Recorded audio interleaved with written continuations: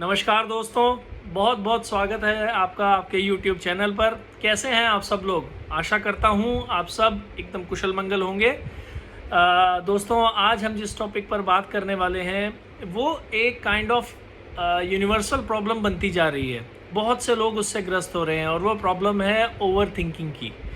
कि एक ही टॉपिक को बार बार उसके ऊपर सोचते रहना। कभी कोई इंसिडेंट हो जाए ऑफिस में, घर में, सोसाइटी में, तो उसके ऊपर अटक ही जाना। बार बार उसको इमेजिन करना कि अरे यार मेरे साथ ऐसा हो गया था, मेरी बेइज्जती हुई लोग क्या सोचेंगे, ये क्या होगा। या कोई एक ऐसा इवेंट जिसकी प्रोबेबिलिटी है फ्यूचर में होने की, उसका वर्स्ट सिनेरियो सोच सोच कर करना कि अरे ये हो जाएगा, मेरे साथ तो गलत हो जाएगा, मेरा तो फेलियर हो जाएगा। ये इस तरह की ओवर थिंकिंग की प्रॉब्लम जिन लोगों को अगर है, जो इस चीज़ से गुज़र रहे हैं, तो ये वीडियो उनके लिए मैं उम्मीद करता हूँ कि हेल्पफुल साबित होगी। दोस्तों देखिए, सबकी लाइफ में अप डाउन्स आते ही आते हैं। ये सिर्फ डिपेंड करता है कि कौन उनको कैसे हैंडल करता है। जो लोग हमें खुश दिखते हैं या हमें लगता है थोड़े काम एंड कंपोज्ड हैं, उनमें और हम लोगों में जो ओवर थिंकिंग करते हैं, उनमें सिर्फ एक अंतर आप मानिए कि सिचुएशंस को कैसे हैंडल करना है। सिर्फ इस चीज़ पर डिफरेंस है। वो चीज़ों को एक वाइडर सिनेरियो में देखते हैं, मूव ऑन कर जाते हैं। बस यही हमें करना है। कीवर्ड यहाँ पर है मूव ऑन।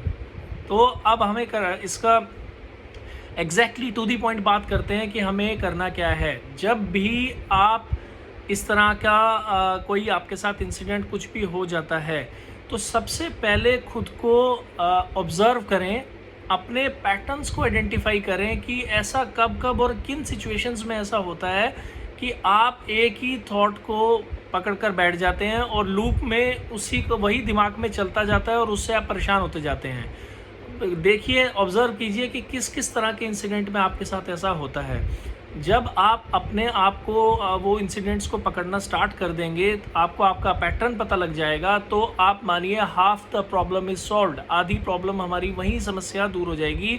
क्योंकि जब आपको हैबिट हो जाएगी ऐसे खुद को आइडेंटिफाई करने की कि देखो अभी मैं उसी पैटर्न में फिर से जा रहा हूँ, तो आपको अगली बार जब उस पैटर्न में जाएंगे तो आप चौकन्ने हो जाएंगे। देखिए, ये कोई 1-2 दिन या ओवरनाइट की से नहीं होगा। ये एक प्रोलॉन्ग्ड प्रैक्टिस से 3-4 महीने की लगातार एक प्रैक्टिस से आपको हैबिट हो जाएगी। सो पहला पॉइंट क्या है कि आपने अपने पैटर्न्स को आइडेंटिफाई करना है। नंबर 2, जब आपके साथ कुछ भी ऐसा इंसिडेंट हो जाता है, तो देखिए 2 ही केस हैं। या तो ऐसा है कि आपके साथ कुछ सोसाइटी में, घर में, ऑफिस में कुछ हो गया है, किसी ने कुछ बोल दिया है, कुछ झगड़ा हो गया है, या फिर कुछ ऐसे सिनेरियो है कि फ्यूचर में कुछ आपके साथ हो सकता है करके। तो दोनों सिनेरियोज़ में आपने क्या करना है। पहला उसकी बात करते हैं, जब कोई इंसिडेंट हो चुका है, सपोज़ आपका कहीं सोसाइटी में झगड़ा हो गया, किसी ने आपसे अपशब्द कहे, आपको इंसल्टिंग फील हुआ, आपको लगा पब्लिकली मेरी बेइज्जती होगी या कुछ भी इस तरीके की चीज़ हुई, तो आप अपने आप को एक चीज़ याद दिलाइए कि भाई एक चीज़ वो अब बीत चुकी है। उसको आप जितनी बार इमेजिन कर रहे हैं अपने दिमाग में, उतनी बार आप वो सीन रिक्रिएट कर रहे हैं और उतनी बार आप खुद को हर्ट कर रहे हैं। तो अब के बाद भी आप जितनी बार उसको रीइमेजिन करते जाएंगे, सिवाय खुद को हर्ट करने के उसका कोई भी लाभ फ़ायदा नहीं होगा। उससे बेहतर है वो सीन क्यों क्रिएट हुआ, किसके साथ हुआ, तो उसको रिज़ॉल्व करा जाए। रिज़ॉल्व क्या, अब वो मैं आपके सूझबूझ पर छोड़ता हूँ कि उस चीज़ को रिज़ॉल्व कैसे किया जाए। अगर आपको लगता है वो उस पर्सन से जो भी आपकी प्रॉब्लम है वो रिज़ॉल्व नहीं हो सकती, तो आप एक प्रॉपर सेफ डिस्टेंस मेंटेन करें, बट आगे बढ़ें, मूव ऑन करें, उसी पर स्टक नहीं रहना है। देन दूसरा सिनेरियो था कि अगर सपोज़ आपका कोई एक बहुत इंपॉर्टेंट इवेंट कोई लाइंड अप है एंड आप स्ट्रेस्ड हैं कि यार ये हो जाएगा, वो हो जाएगा। देखिए, आपका अपना फ़र्ज़ है मेहनत करना। आप जो जो कर सकते हैं अपनी कैपेसिटी में, ताकि सब अच्छा हो, वो इवेंट अच्छे से जाए, वो आप करिए। अगर उसके बाद भी कुछ होता है, तो जैसे मर्फीज़ लॉ कहता है कि if anything has to go wrong it will go wrong any which way. आप कुछ भी करें तो उसके बारे में इतना सोच सोच के कोई फ़ायदा नहीं। तो जब भी आपका दिमाग बार बार आपको परेशान करे, नेगेटिव थॉट्स लेके आए, तो आप उसे बोले रुक, मैं नेगेटिव नहीं सोचने वाला, मैं अपना बेस्ट दूंगा, उसके बाद जो होगा देखा जाएगा। देखिए, जब आप ये दोनों पॉइंट्स करने के बाद भी अगर आपका मन परेशान रहे तो एक बात खुद अपने आप को रिमाइंड करवाए कि सपोज़ आप अभी जॉब करते हैं, आप बड़े हो गए हैं, तो कभी 8th और 10th क्लास के अंदर आपके साथ कुछ ऐसा हुआ होगा, कभी क्लास में टीचर ने पिटाई कर दी होगी, किसी ने कुछ बोल दिया होगा कि आपको बहुत इंसल्टिंग फील हुआ होगा। तो क्या आज की डेट में उसकी कोई रेलेवेंस है? क्या आप आज सोचते हैं कि अरे यार वहाँ उस समय ऐसा हो गया था? नहीं, आज इस पॉइंट ऑफ टाइम पे वो चीज़ हम लोग हंस भी देते हैं कभी कभी कि यार किस बात को लेके मैं बैठ गया था। इसी तरह जो आज आपके साथ हो रहा है, हो सकता है आज से कुछ महीने बाद, कुछ दिनों बाद उसकी रेलेवेंस ख़त्म हो जाएगी। सो इसलिए माय डियर फ्रेंड्स, ये मेरी आपसे रिक्वेस्ट है कि अपने ओवर थिंकिंग के पैटर्न को धीरे धीरे ब्रेक करना सीखिए और कुछ चीज़ों को थोड़ा थोड़ा लाइटली लीजिए। ओवर सेंसिटिविटी जो है वो हमें धीरे धीरे कम करनी है, क्योंकि आज की इतनी स्ट्रेसफुल लाइफ में ऑलरेडी एक रैट रेस की तरह हम लोग सब लगे हुए हैं उसमें, तो उसमें अगर हम बहुत सेंसिटिव होंगे तो that will create a problem for us. I hope ये वीडियो आपको पसंद आएगी और ये यूज़फुल साबित होगी। प्लीज़ चैनल को लाइक करें, सब्सक्राइब करें और मुझे सपोर्ट करें। मुझे बताएं आप किस और टॉपिक पर चाहते हैं कि मैं वीडियो बनाऊं। Thank you very very much. नमस्कार, आपका दिन शुभ हो।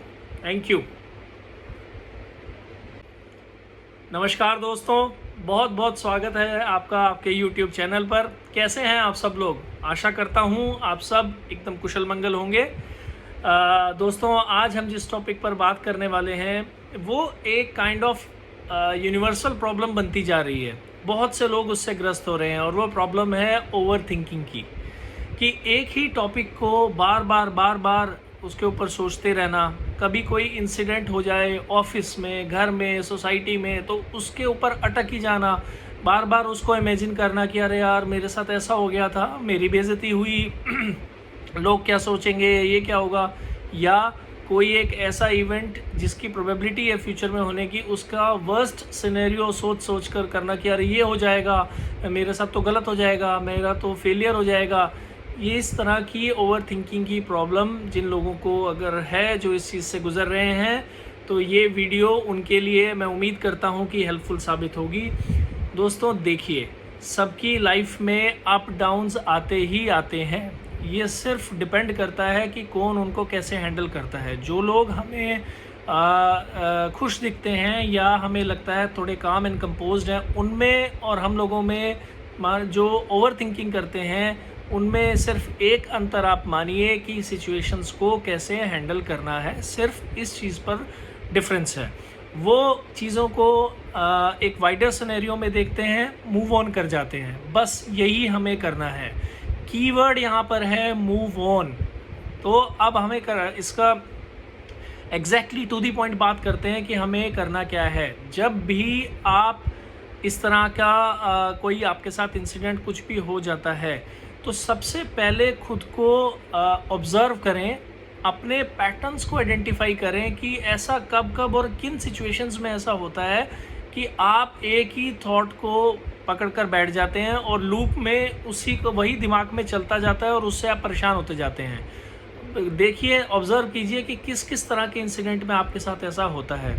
जब आप अपने आप को वो इंसिडेंट्स को पकड़ना स्टार्ट कर देंगे, आपको आपका पैटर्न पता लग जाएगा, तो आप मानिए half the problem is solved. आधी प्रॉब्लम हमारी वही समस्या दूर हो जाएगी, क्योंकि जब आपको हैबिट हो जाएगी ऐसे खुद को आइडेंटिफाई करने की कि देखो अभी मैं उसी पैटर्न में फिर से जा रहा हूँ, तो आपको अगली बार जब उस पैटर्न में जाएंगे तो आप चौकन्ने हो जाएंगे।